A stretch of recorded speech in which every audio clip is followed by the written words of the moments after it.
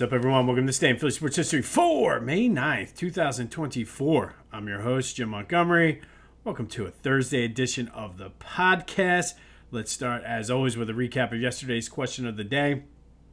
I asked you, is Bryce Harper the most clutch player in Philly sports history? A resounding 67% of you said no. There was quite a few people that wrote in saying not yet. That he's building a good resume. He needs to win something, which is very legitimate. And quite a few people wrote in that, because I had asked too, who is the most clutch? And a lot of people wrote in Nick Foles, because he won the Super Bowl, outdueled Tom Brady. I had quite a few people also say in a game where defense was optional.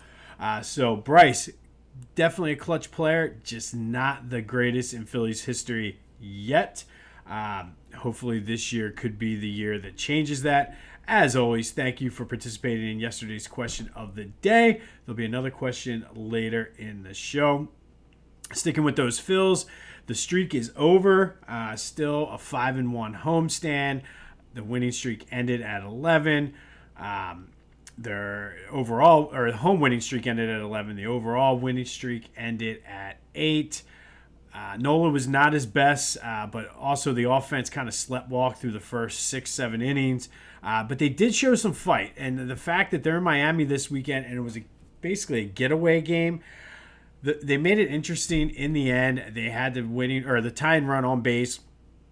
And it definitely showed some fight in a game where a lot of teams would have just given up and said, let's get on the flight to Miami and have a little bit of fun in the sun before tomorrow's game. But they didn't. They showed some fight, and really, I think that is a testament to this team. Schwarber even said after the game, he talked about how not everyone in the locker room is not happy. Doesn't matter if we've won 10 in a row, lost 10 in a row. A loss is a loss. So those are like small little things that gives you a glimpse into what this team is all about, and I like that. They're back at it on Thursday, or not Thursday. Friday for a weekend series in Miami. But again, they showed some fight despite not being at their best, and it would have been very, very easy for them to pack it in, but they didn't. So 5-3, still best record in the majors. But those are, like I said, little things like that are what I like to see. A couple quick housekeeping notes. Starting Saturday, I will be on vacation, so you won't notice anything different likely for the weekend. But all next week we'll be coming at you a little bit later until I find and figure out how I'm going to record and everything like that. But you still will get a podcast, albeit it might be a bit abbreviated throughout the week. Best way to keep in touch and know when the podcast posts is hit me up on social media, Jimbo_Mont on Twitter and TikTok, at Philly Jimbo on Instagram. Subscribe to the YouTube channel, Jimbo_Mont. And of course, as always, tell your friends and spread the word. Philly Sports Hall of Fame information is in the description as between the induction class as well as ticket information. And if you are willing or want to be a sponsor or have something to donate for the auction, hit me up with that as well. We got some Eagles news. And the schedule is expected to release on May 15th, which is the middle of next week. I will, despite being on vacation, I will go through it and kind of go through the early picks, which truthfully, at that point, they don't really mean anything, but it's a fun thing to do to help bide us over until the start of camp. We already know week 1, they're in Brazil to play the Green Bay Packers. An interesting story, too. Roger Goodell has been saying quite a few times now that he wouldn't mind seeing the Super Bowl be on President's Day weekend. That way everyone has off on Monday. That would require expanding the regular season to 18 games with one less preseason game. And to be honest, as a season ticket holder, I'm all for that. I want to go back to and even though I know it's going to be a little, I'm sure some way they'll find a way to squeeze more money out of us. I'd rather have an even number of home games and away games, and then obviously having the Super Bowl on President's Day weekend, it would be great. And I think that would be the set schedule that it should be moving forward. So we'll see how that goes. Obviously, it's not going to happen for this year, but that might be on the horizon. And also on the horizon today at 1, Kellen Moore and Vic Fangio will speak with the Philly media for the first time. Anxious to see what they have to say. Not really sure what I'm expecting, but why not? Throw it on in the background and see what Kellen and Vic have to say. All right, Flyers news. And the Phantoms are right back in their playoff series with the Hershey Bears. They won 2-0 last night to cut the deficit to 2 games to 1. They will play Game 4 up in the Lehigh Valley. LV, shout out to all my LV peeps out there. This Saturday, I don't know if it's a night game or an afternoon game, but they will play Game 4, trying to even that up and send the series back to Hershey. We do have some Sixers news, and I saw this. Mitchell Robinson was ruled out for the playoffs, and a lot of Knicks fans were blaming Joe, which because of the cheap foul when he tried to pull him down, and then at one point he fell on his leg. However, it's a stress injury, not like a trauma or a traumatic injury or something that got hurt. It's just stress, meaning you overused it. And he had the ankle injury earlier in the year, just probably never healed right. So I don't know. I mean, sure, grasp it whatever you want, Knicks fans, but it's a stress injury. Joe didn't hurt you. However, that does lead us to today's question of the day. The Knicks pulled out the improbable comeback. They are banged up. But where do you stand on this? So the Knicks obviously beat the Sixers in the first round playoff series. The team that beats our team usually, do you root for them to go far so you can say, hey, well, look how far they went and kind of justify and make yourself feel better? Or do you want them to lose as early as possible and quickly as possible? I tend to want them to lose right away. But I know there are a lot of people that are like, yeah, but if they go all the way to the NBA Finals, look, the Knicks were a finals team and we beat them. That could have been us. But let me know what you think. 267-495-8531. Get you in on the Back to the Future voice and text line. The team that eliminates your team, do you want them to go far so you can say, hey, we lost to the Knicks and they went here? Or do you want that? Are you just a bitter person like me and just want them to lose in the most excruciating way possible? Like right now, having the Pacers come back and win 4 games in a row would be poetic justice for me. But let me know what you think. 267-495-8531. Get you in on the Back to the Future voice and text line. Be sure to check out Philly Goat. They have you covered for all of your needs if you want to get some Maxey and Joe stuff. But right now, they're featuring the London collection. The Mets are coming up on the schedule before both teams fly out to London for that series. So they got you covered, whether it's the Founding Fathers, Fanatic, and the Powder Wig, which is one of my favorites. I'd scuff Mrs. Met, or the British Blue, a 13-colony lead. Philly Goats got you covered. So go to phillygoat.com, use the promo code Jim Montgomery, all one word, for 10% off. Help yourself out, help me out, and let's just buy some shirts and have some fun. All right, today we're going to have a little bit of a baseball doubleheader.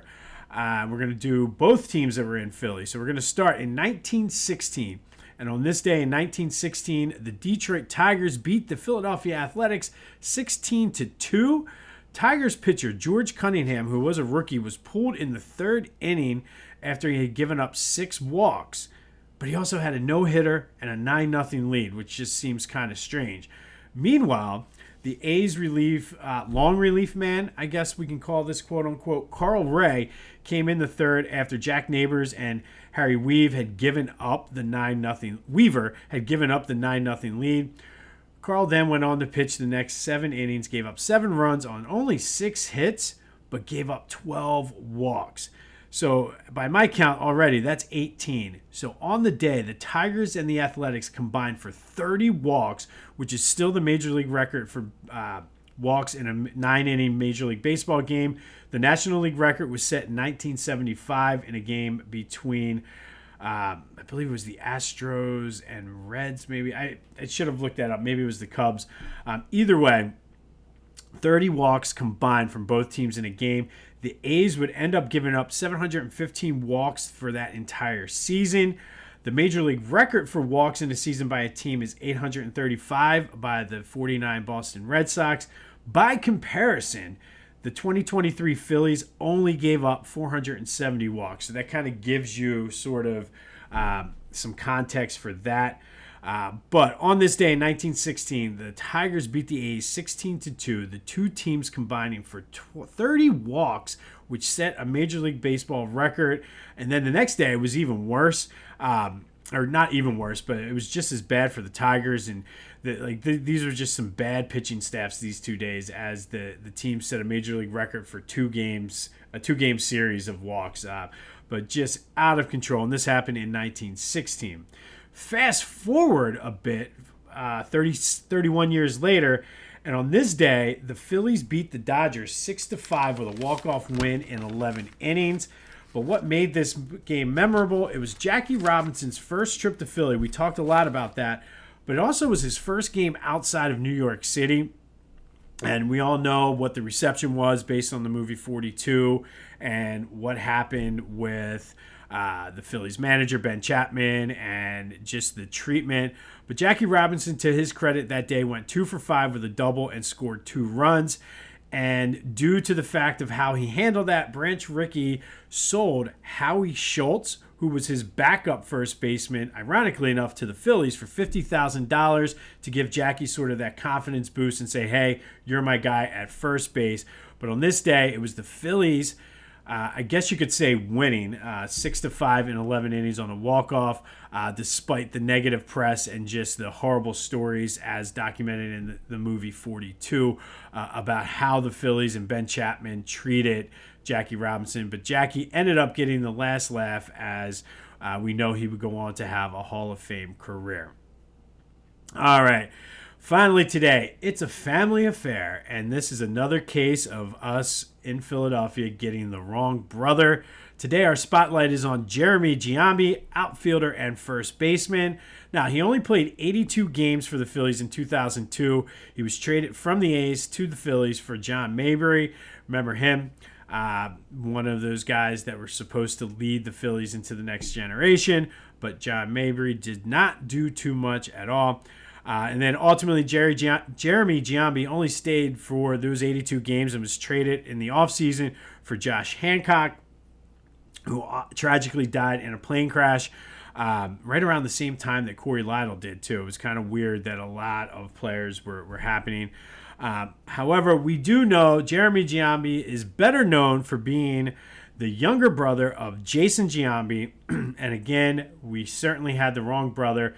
Jason Giambi was a 5-time All-Star, AL MVP in 2000, a 2-time Silver Slugger, comeback player of the year for 2005, Athletics Hall of Famer, did play with Jeremy in 2000 and 2001. They won a division together. Obviously, we all know the stories. I want to try to keep this as positive as possible. We know the stories about some of the things they got involved in and abused, but we're going to keep it clean, or not necessarily clean, but just don't want to go down that road because that opens up a whole other can of worms of what was going on in the majors at that time. That might be a topic for another time, but just not today. But today's It's a Family Affair spotlight is Jeremy Giambi, who played 82 games for the Phillies in 2002, who is the younger brother of Jason Giambi, who was the far better player, All-Star, MVP, and A's Hall of Famer. All right, today, on this day, in 1947, the Phillies beat the Dodgers 6-5 in walk-off fashion, but it was Jackie Robinson's first game ever outside of New York City. It is well documented in the movie 42. Jackie went 2 for 5 with a double and scored 2 runs, and it could say that he had the last laugh on Ben Chapman and the Phillies. Also on this day, in 1916, the Tigers and the A's. The Tigers beat the A's 16-2, but the two teams combined for 30 walks. Yes, that's right, 30 walks. That's a lot. And that happened on this day in 1916. Be sure to hit me up on the Back to the Future voice and text line. Let me know what you think.